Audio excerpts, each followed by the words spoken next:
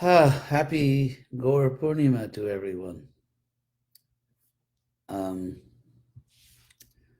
Today is Gaura Purnima.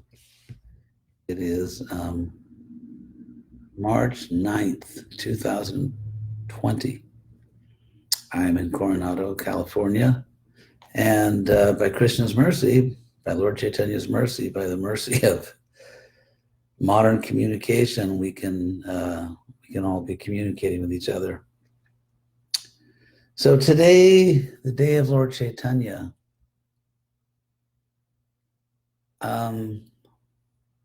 these are some of my thoughts. First, nothing can ever be as important, as significant in this world or any world as the appearance of the Lord himself in our world. We all know what this world is like. There are some good things like indoor plumbing, and there's still fruits and vegetables in the marketplace, and we have friends, and sometimes it's a beautiful day. So there are some relatively pleasant aspects of this world, but in general, as you know, we live in a very fallen, ignorant world. The level of wisdom in the world is, as we know, very low.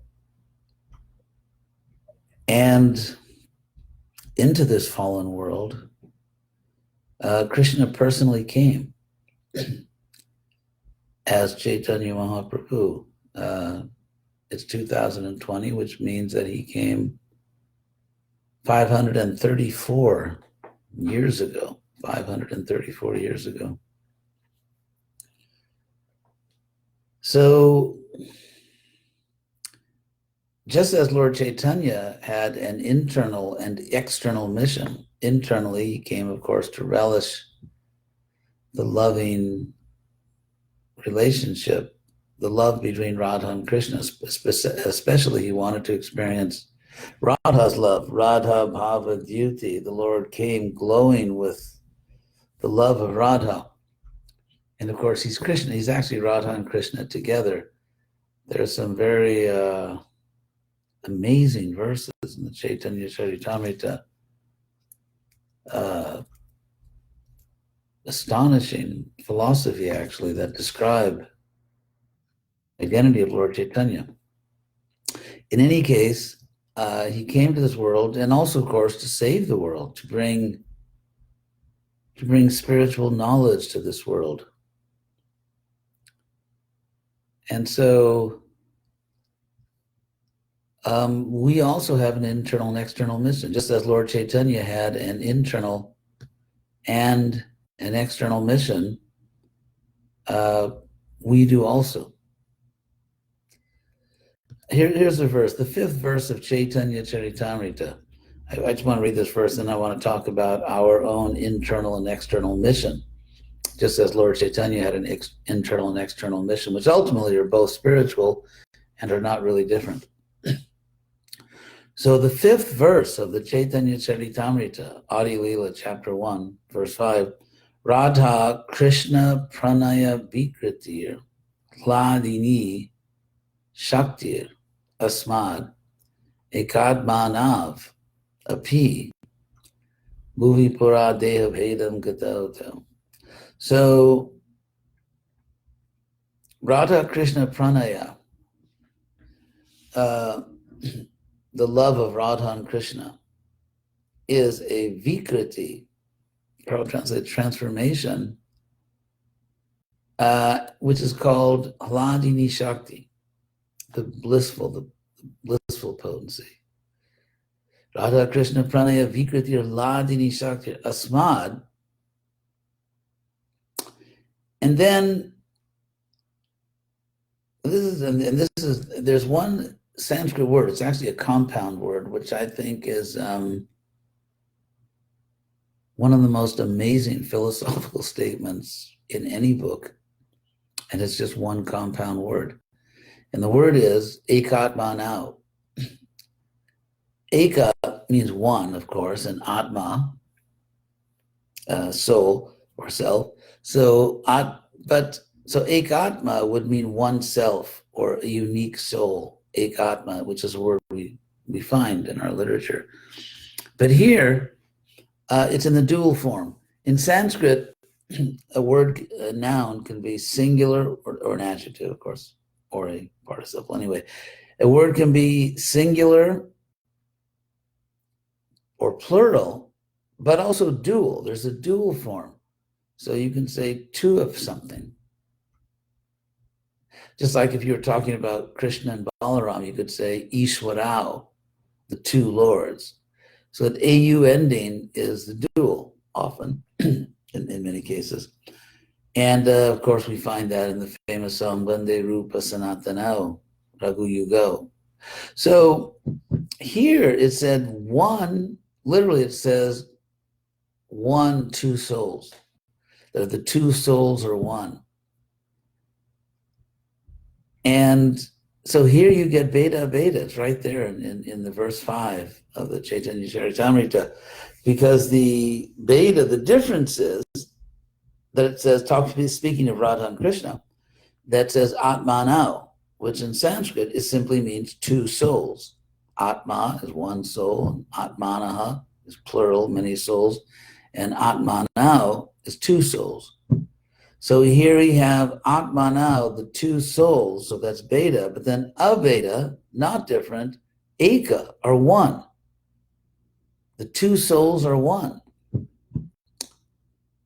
So there you have Veda Veda relationship between Radha and Krishna. Ekatmanav, api, bhuvi pura, deha vedan gatauta. So even though they're one, it said pura, which you can translate formerly or since time immemorial, Gatautau, these two, Radha and Krishna, have taken on or have assumed Deha Vedam, a body difference, a difference of body. Deha Vedam. And there's the word Veda, like as in Veda, Veda. And Deha, of course, means body. So the two souls are one, indeed, but in this world, in the past, they took on a difference of body. In other words, they appeared as Radha Krishna, Pura, in the past. But Aduna, now, so Pura, in the past, they assumed different bodies, Aduna, but now, Tadvayam, that pair, Radha and Krishna, now Prakatam are manifest Chaitanyakyam by the name Chaitanya. And Cha Aikyam Aptam, and they have taken on oneness. So it's going back and forth between one and different. So they're one, Eka, Atmanao, but they're two souls. But in the past, even though they're one, they are two souls, and they assumed different bodies. That was in the past, but now, Tadvayam, that pair, that duo, the English word duo, obviously related to the Sanskrit Dvaya. So that duo, that pair, is manifest as Chaitanya, and they've again taken on oneness. So in the past, they appeared as Radha Krishna, but now they've taken on oneness again. They're appearing in just one body, the body of Chaitanya. So Radha Bhava Dyuti Suvalitam Naumi Krishna Swarupam. Naumi in Sanskrit is another way to say Namami, I bow. I bow to the real form of Krishna, which is now adorned with the luster of Radha Bhava, of the mood, the feelings, the love of Radha. So that's that verse. And so there's a lot of very advanced and interesting theology associated with this particular incarnation of the Lord. So again, just as Lord Chaitanya has an internal and external mission, we do also. So our internal mission is to understand how we are one and different with Krishna. That's our philosophy, Veda Veda. And so we obviously are different from Krishna. That's painfully obvious by our present fallen state. But even in our liberated state, we are one with Krishna. We are part of Krishna, as he says in the Gita, Mamaivangsa Jivaloke, Jiva Bhuta Sanatana. So we are one with Krishna. We are part of Krishna, and yet we are different. We are separate individual souls with our own free will, and so on. So internally, we want to realize our own oneness with Krishna as his servants. We want to relish what, in a sense, what Lord Chaitanya relished. Not that we want to have an enjoying spirit, we want to exploit Krishna, but we want to love him. And love brings the greatest happiness. And so we want to love Krishna, we want to love him in his appearance as Lord Chaitanya, Radha and Krishna together. And so that's our internal mission, to cultivate love for them. Lord Chaitanya's external mission was to save the fallen souls. And he has given us or invited us to share in his external mission. He's actually invited us to share in both missions, because Lord Chaitanya is certainly inviting us. He wants us to appreciate the love of Radharani and the beauty of Radha and Krishna. That's the whole point, to bring us to that ecstatic Krishna consciousness. So he wants us to share his internal mission. At the same time, Lord Chaitanya certainly wants us to take part in his external mission. And as Prabhupada said, because Krishna is God, there's no difference between his inside and outside. This is all Krishna. So Lord Chaitanya wants us to take part in his external mission of saving the fallen souls. So, so I'm going to speak a moment on that part of our own life mission, our internal and external life mission.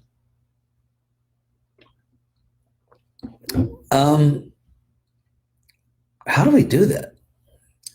I mean, if you look at approximately, I don't know, 540 years ago, whatever it was, when Advaita Acharya was offering into the Ganga and Ganges and praying to Krishna to come down, because he basically just had enough of this crazy world. I mean, we think the world is crazy. Well, guess what? So did Advaita Acharya. In fact, Advaita Acharya was so fed up with this crazy world, he said, if Krishna doesn't come, I'm just gonna, destroy it, break it apart. It's just so creepy down here. And so even Advaita Acharya thought this world is too much. And so he prayed to Krishna. He offered Ganges water into the Ganges, as we know, and then Krishna came as Lord Chaitanya. So even 500 years ago, or 540 years ago approximately, it was not so easy to spread Krishna consciousness. And Advaita said that even though he himself is Mahavishnu, that we really need Krishna to come, because Krishna has the form of Krishna, the specific form of Krishna is most ecstatic and most attractive. So here we are in this world in which people are very materialistic, people don't join religious organizations, and in most parts of the world, we're trying to present a foreign culture that people struggle to understand. I remember, how many years ago? Would that be 24 years ago, when I was just finishing up, practically finished my PhD at Harvard. And so I went to Berkeley, and I was teaching there at the Graduate Theological Union. And we were trying to establish a Vaishnava Institute there. So I was talking with the other scholars, professors, and university administrators who are educated people. I was trying to explain to them that this is Vaishnavism, and they couldn't quite understand it. I mean, they couldn't remember. They couldn't remember the word. They couldn't pronounce the word. And so finally I said, okay, it's a Hindu institute. And then everyone understood it. Oh, that's a good idea. But Vaishnavism, here they are, so-called scholars, they couldn't even pronounce the word, no matter how many times I said it. And they couldn't remember the word. So this is an interesting age we're in. And I mean, on the one hand, it's not easy in this age to get people to really strongly commit to Krishna consciousness, and those devotees, preachers who are attracting and persuading others to commit to Krishna consciousness deserve extraordinary credit. They deserve so much credit. All the good devotees were doing so many good programs around the world. But it's not easy, as we know. And so we can take this as a blessing from Lord Chaitanya, because we are forced to pray to him, just as Advaita Acharya prayed to Lord Krishna. So we have to pray, because we can't simply give up. We can't simply say that in this age it's not possible. Whatever this age is, we have to try. We have to do our absolute best, and we have to care for Krishna's sake. We should not be attached to the results of our work. We shouldn't want to become famous or have devotees love us because I spread the movement. That, of course, is material. But in a spiritual sense, we should care about fulfilling Krishna's desire, Lord Chaitanya's desire. We should pray fervently to them. And the more difficult it is, the more we should take shelter of them. And if nothing else, we will go back to Godhead. So on Lord Chaitanya's day, Prabhupada used to say that on Gaura Purnima, we should, in his language, chalk out our plans for the coming year. In other words, this is the beginning of what is called the Gaurabda, the Gauranga New Year. And it is a great opportunity for us, Prabhupada said we should do this, to meditate deeply on our relationship with Lord Chaitanya, and to meditate deeply on how we can best serve the Lord in the coming Chaitanya year. So this is the time to do it. Just like people in general, as New Year's comes, they make New Year's resolutions. That in the new year, I'll do this, and so on. So we should make our resolutions. This is kind of like our big New Year party, Gaura Purnima. And we should, as Prabhupada said, we should think very seriously about how can I best serve Krishna in this new Chaitanya year. That's really what we should be doing at this point.